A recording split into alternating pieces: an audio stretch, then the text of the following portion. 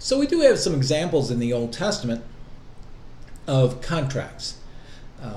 That is, it would appear that someone enters into some kind of agreement that is not covenantal. So here, I think, is the essential difference between a covenant and a contract. A covenant is relationship oriented. We've talked about that, but contracts seem to be thing oriented. Contracts also seem to be time bound. They're not thought of as being durative. There is this exchange of goods and services, typically for money, or it could be, goods for goods. It could be a bartered kind of situation. But while covenants are relationship focused, contracts don't seem to be. Contracts seem to be focused on a thing, and thus they are simpler. So now think about that car you just bought. Did you enter into a contract for that? Even though sometimes contracts will use covenant language, I don't think they mean what they mean. What do I mean? I don't think they mean what they're saying. A covenant is intended to be durative, and it's intended to be relational. A contract is for a thing. And so when I buy a car, the dealership may want to have a relationship with me so that I buy another car 3 years from now or 5 years from now, or send my buddy Jim in to buy a car or something like that. That's a kind of an intent, but that's not necessarily a kind of covenantal relationship. That's a contractual relationship. That's a business relationship. Now, certainly, those kind of covenantal leanings or even covenantal relationships with institutions and organizations can develop, but it's not the most natural way of thinking about it.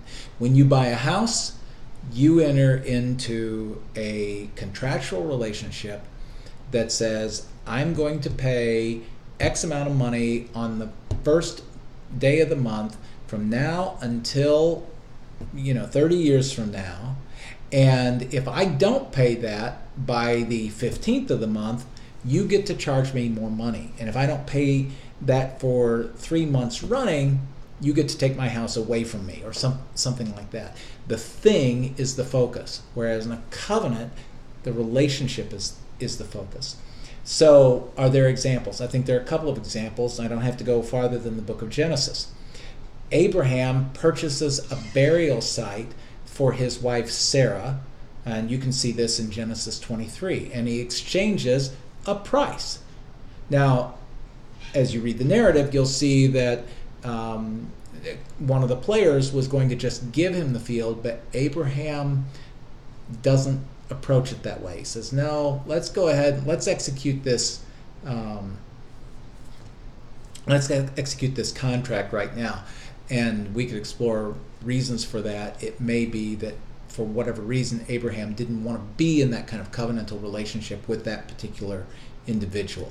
He didn't want to be bound in such a way as to owe somebody something. Let's just go ahead and pay it here. So he exchanges money, 400 shekels, I believe it was, for this site for the burial of Sarah, his wife. Here's another one. This one is a little bit more interesting, a little trickier. A couple of chapters later, 4 chapters actually, we find that Jacob purchases the birthright of his brother Esau.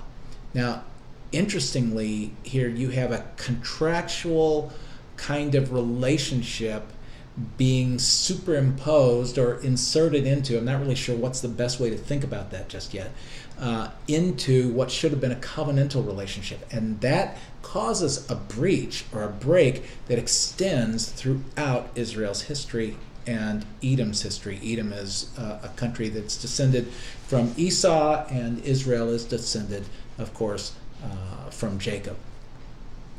But we see a way in which a contract essentially destroys a covenant. Now, there's probably a lot of theological ideas and historical ideas we can get into, but I want to talk about something in relationship to like spirituality for a moment. When I try to relate to God in a contractual way, when God desires to relate to me in a covenantal way, then we're working across purposes. And God doesn't owe. God's desire is to give, but what I want is for God to owe me something. Or maybe another way is I want to owe God something because then it's predictable.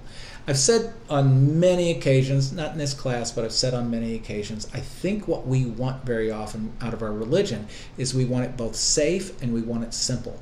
I need to know what the rules are so I can just follow those rules and know what to expect. And so that's that kind of simple sense of it.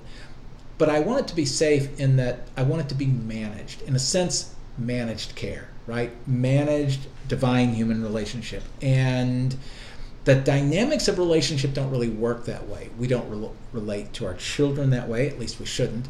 And when, I mean, you don't have to wait too long to from one case to the next to read something in the news about a family dispute over an inheritance, over a piece of property or something like that, and the terrible consequences that come from that. And I think it's because we're trying to insert a contractual relationship into what should be a covenantal relationship, and it just doesn't work. It's not going to work because that's not how we're made.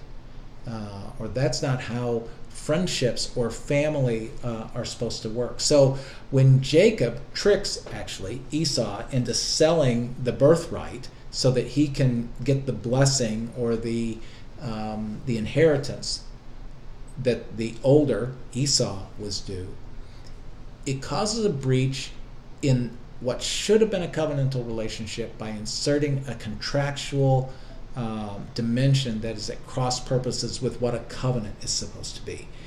When I deal with my students in a contractual way, it does not go well. Now, I'm not talking about, okay, the paper was due on March 25th and you turned it in on March 30th. There are those kinds of things in the syllabus, right? And those are the stipulations of the course.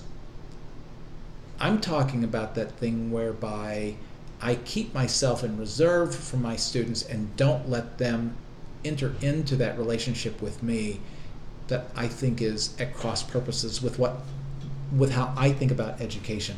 Let me give you an example. So I did my PhD at Marquette in Milwaukee, Jesuit school. I've talked about that before. It was really interesting as I was talking with friends, what's it like being there at Marquette? What's it like being in a PhD program?